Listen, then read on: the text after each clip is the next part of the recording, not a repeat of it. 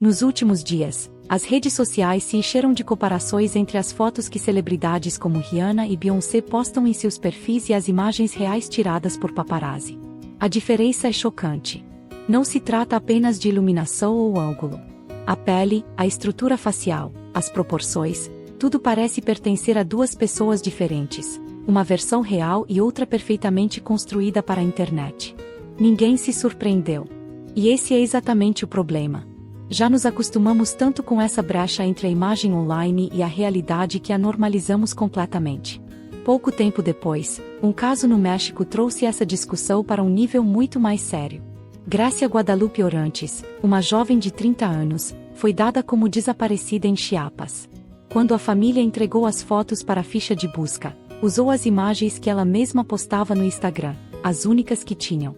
O problema é que essas fotos estavam carregadas de filtros e edições pesadas. A mulher que as autoridades procuravam não se parecia em nada com a pessoa que encontraram dias depois na estrada. As autoridades e vizinhos relataram abertamente a dificuldade, não sabiam como ela realmente era.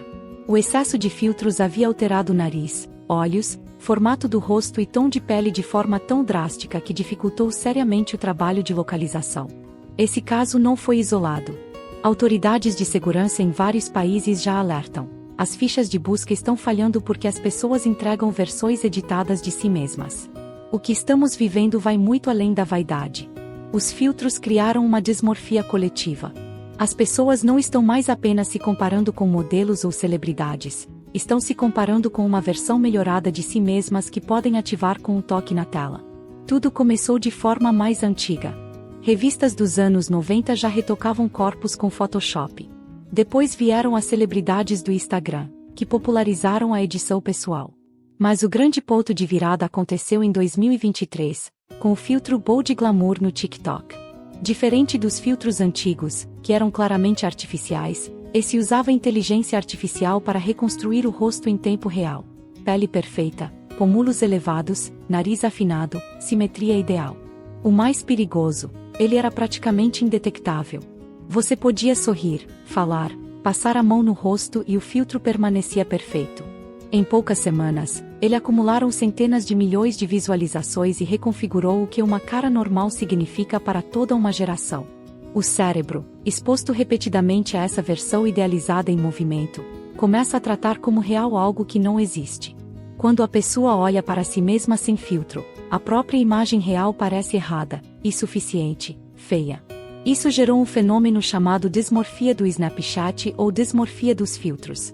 Pessoas que chegam a cirurgiões plásticos com suas próprias fotos editadas pedindo para ficar exatamente assim. Não querem parecer com uma celebridade. Querem parecer com a versão filtrada de si mesmas.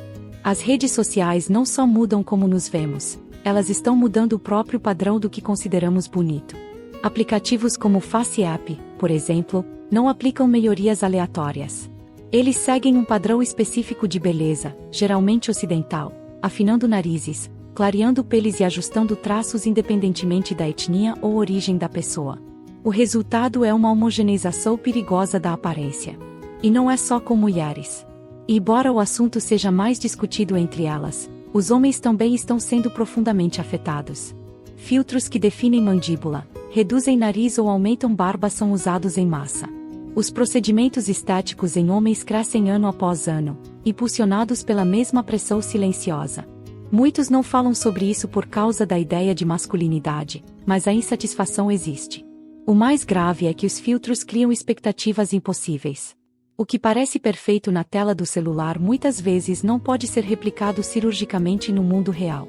Pessoas fazem procedimentos caros e invasivos atrás de um resultado que nunca chegará, porque o filtro foi feito para existir apenas em duas dimensões. O caso de Grácia e de outras pessoas desaparecidas mostra que isso já saiu do terreno da autoestima e entrou no campo das consequências reais. Em emergências, a diferença entre a imagem filtrada e a aparência real pode custar tempo precioso, ou pior. Estamos criando uma geração que não sabe mais como realmente se parece. Publicar uma foto sem filtro ou edição passou a ser visto como ato de coragem, quando deveria ser o normal. O problema não é usar filtro ocasionalmente. O problema é quando a pessoa não consegue mais se reconhecer ou se aceitar sem eles. Quando a versão editada se torna mais familiar que a real. Nossa cara, a que tem poros, textura, assimetrias, a que muda com a luz e com o cansaço, é a versão que realmente existe. Nenhum algoritmo deveria ter o poder de nos dizer que ela não é suficiente. Esse é um fenômeno sem precedentes. Pela primeira vez na história, uma geração inteira cresce medindo seu rosto em tempo real por padrões artificiais. E o mais perigoso é que isso está se tornando invisível exatamente por ser tão normalizado. Precisamos começar a nomear o problema com clareza. Só assim podemos recuperar o direito de olhar para nós mesmos sem precisar de uma versão melhorada por inteligência artificial.